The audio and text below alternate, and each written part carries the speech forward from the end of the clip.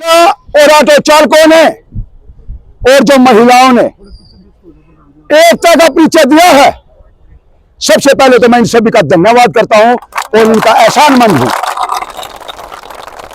दूसरी बात, पानीपत प्रशासन ने हमारे साथ एक मीटिंग की थी जिसमें हमें आश्वासन दिया गया था कि भाई एक हफ्ते के लिए हम OD1 का ट्रायल लगाना चाहते हैं, उसमें देखना चाहते हैं कि कोई जाम का राहत मिलेगी या नहीं।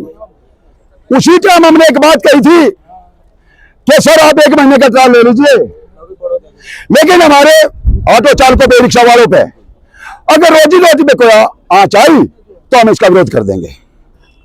लेकिन दुख के बाद प्रशासन ने क्या किया, प्रशासन ने हफ्ते के बाद बिना मीटिंग करे एक तरफा थोप दिया कि OD1 लागू हो गया परमानेंट। अरे यार, शर्म की बात है, हम भारत के नागरिक हैं, हमें तो इस बात की शर्म है कि AC में बैठ के ऊपर बहुत बीजे और 2-4 उसके जो रोडों के प्रधान है जो पूरे शहर पर कब्जा करे हुए अपने बाप की जागीर समझते हैं शहर को, और हमारे DC साहब उनकी बातों में आके गरीब आदमियों की रोटी चोरी छीनने का काम किया DC साहब ने। हम इस आज हमने पहले जबान करी थी कि हम 10 तारीख की मीटिंग लेंगे, सभी भाइयों से राय करेंगे। हमने कल राय ली, जो हमारे भाइयों की राय बनी उसी के अनुसार 11 तारीख को DC साहब के पास ज्ञापन देने के लिए आ गए।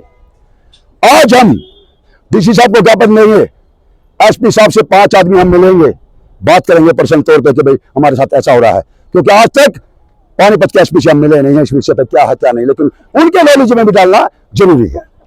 दूसरी बात, आज सभी भाइयों की तरफ से मैं पानीपत को प्रशासन को यह चेताना चाहता हूं, भाई देखो यह है बीजेपी सरकार, एक नया कानून लेकर आई है भैया। अब जो भी सरकार के खिलाफ बोल रहे हैं उन्हें 24 घंटे बिना मुकदमे बिना कुछ थाने में बिठा कर रखो, किस पर कोई मुकदमा नहीं। उस कानून का मतलब क्या है, उस कानून का मतलब क्या है, जो मेरे जैसे लोग, मेरे जैसे सीनियर लोग जो दबे कुचले की आवाज को उठाते हैं, मदद करते हैं गरीब आदमियों की, उनको दबाया जा सके, ये बीजेपी सरकार की पॉलिसी है। और ये जरूरी नहीं है कि आज मैं आपके बीच में खड़ा हूं, कल आपके बीच में मैं हो या ना हो, क्योंकि इस सरकार का कोई भरोसा नहीं है। गरीब आदमियों को मरवाना और मारना इसका पहला कर्तव्य है। दूसरी बात, आज इसी माध्यम से मैं कहना चाहता हूं, अगर हमारे DC साहब के कानों में हमारी बात जारी हो, अधिकारी बच्चे सुन रहे हो, तो सोचो कि कितना टैक्स ऑटो वाला भरा है, कितना ई-रिक्शा वाला भरा है। 3 महीने का टैक्स इस ई-रिक्शा वाले का है और लमसम टैक्स जो है ऑटो वाले का है। कितनी चीजों पर हम टैक्स दे रहे हैं। जो DC साहब AC में बैठे हैं उनसे पूछो कि DC साहब आप प्रजा के लिए अधिकारी हो, आप जिले के मालिक हो, अगर जिले का मालिक ही प्रजा को कुचलने लगे तो वो प्रजा कहां जाएगी, जनता कहां जाएगी। मैं ये DC को कहना चाहता हूं।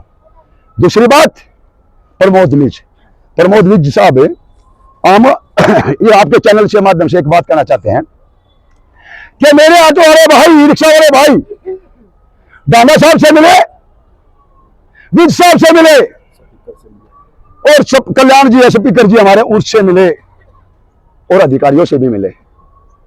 लेकिन यार, जो फांसीवादी सरकार हो वो प्यार की भाषा कैसे समझ लेगी, नहीं समझ सकती। इसलिए दुख हो रही है, सारे भाई मेरे दुखी हैं, मैं ज्यादा समय नहीं लूंगा। मैं एक ही बात कहता हूं अधिकारियों से कि आए और हमारा ज्ञापन ले ले ताकि धूप से बचाया जा सके। दूसरी बात, एक और बात कहता हूं, अगर इस धूप की तपस्या में प्रशासन ने OD1 नहीं बंद किया तो आने वाले चंद दिनों में इससे 4 गुना पब्लिक, महिला और लेडीज इकट्ठी होंगी और प्रमोद बीच के घेराव करेंगे उसके दफ्तर का, वहीं पर टेंट गाड़ देंगे हम। ये करिए।